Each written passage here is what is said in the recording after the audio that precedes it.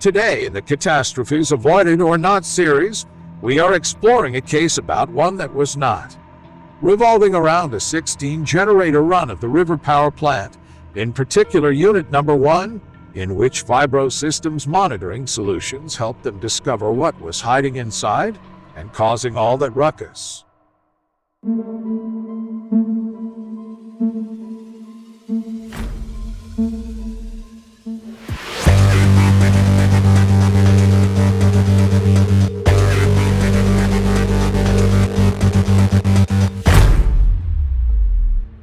In 2009, employees at this power plant were beginning to notice a strange noise coming from Unit Number 1, and the generator's data was sent to VibroSystM for analysis.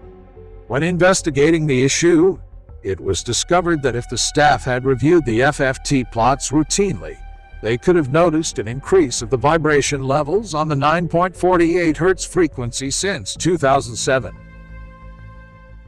Looking at the data, we could see that we had vibration monitoring at the lower level of the bearing, and that bearing we could see the change over a few years, we could see that the bearing vibration amplitude. That amplitude went from 0.4 mils to just over 2 mils in the course of 2 years.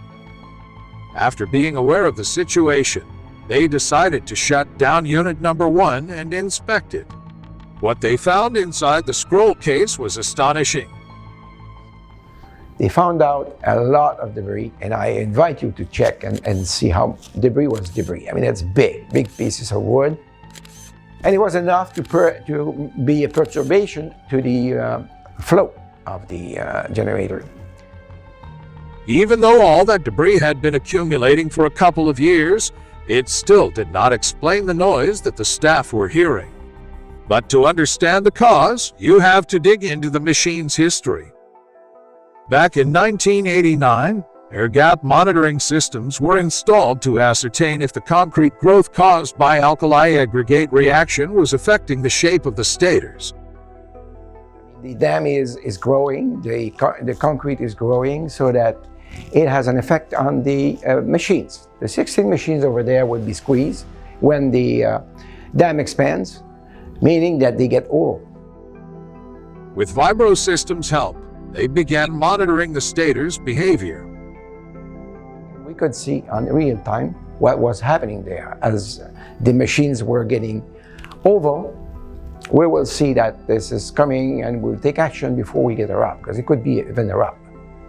The expansion was such that they removed a section of concrete from the dam in the hopes of fixing the problem. Using the air gap monitoring online, you can see that the machines are taking back their shape when they get at the end of the removing of a section, of a small part of the dam. After that successful modification, they decided to undergo a major rehabilitation in order to increase each unit's production rate from 60 to 65 megawatts, which began in 1990 up until 2002. During which they installed sensors to monitor additional phenomena, such as temperature and vibration. To reach that goal, they had to redesign the turbine along with certain modifications to improve the flow of water. We decided to remove the trash rack, because the trash rack was kind of an obstruction here. And removing that, it was another way to have more power out of the machines. Finally, during that rehabilitation procedure, a damaged section of the throat ring liner was removed from Unit Number 1 and replaced with a stainless steel plate section, but was inadequately anchored. All these factors contributed to the following chain of events. With no barrier, debris from the river, including part of a wooden dock, accumulated in the scroll case.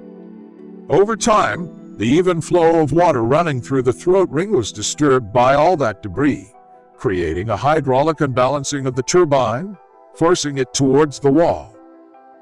The narrower gap created such a strong suction force that it slowly pulled and deformed the steel plate out of anchor until it started to rub against the turbine blade tips. So there you have it. The strange noise heard by the staff was the result of all that rubbing, which caused significant damage to the turbine.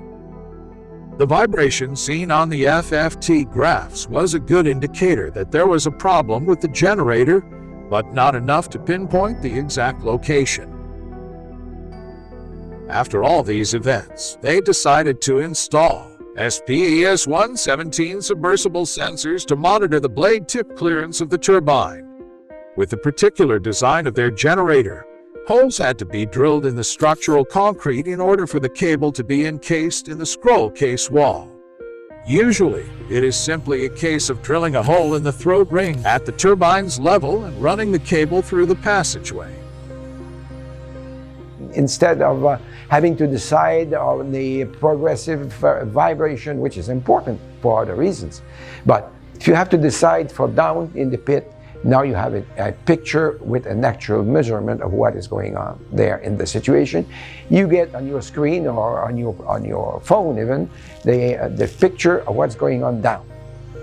All these events have made them realize the importance of monitoring solutions, but even more so, the importance of verifying the monitoring results, which they are doing on a regular basis through VibroSystM's exclusive ZoomWatch program, a mobile platform that brings them critical information and 24/7 on-demand support.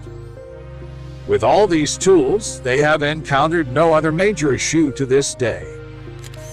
This case demonstrates how essential it is to monitor your asset's health, as the earlier you can detect and fix an issue, the less it will cost you down the line. Contact us for more information. VibroSystM. Information to better manage your machine.